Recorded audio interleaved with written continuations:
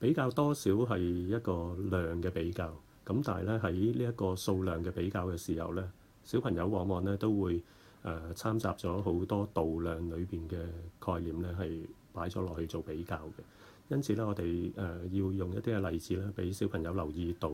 係數量比較，而唔係度量上面嘅比較咧。例如大小嘅唔同嘅物件啦，但係當呢一班小朋友咧去將呢啲物件咧按住個類別而由同一個起始線去排列出嚟嘅時候咧，咁就更加能夠咧明顯睇到咧係數量嘅比較，就唔係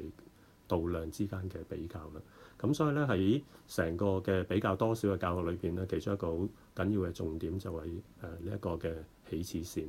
咁呢一方面咧，同度量嘅長短比較咧係完全一致嘅。咁另一個重要嘅概念就係一個對一個嘅所謂一一對應嘅一種嘅比較。咁而最後咧，基本上邊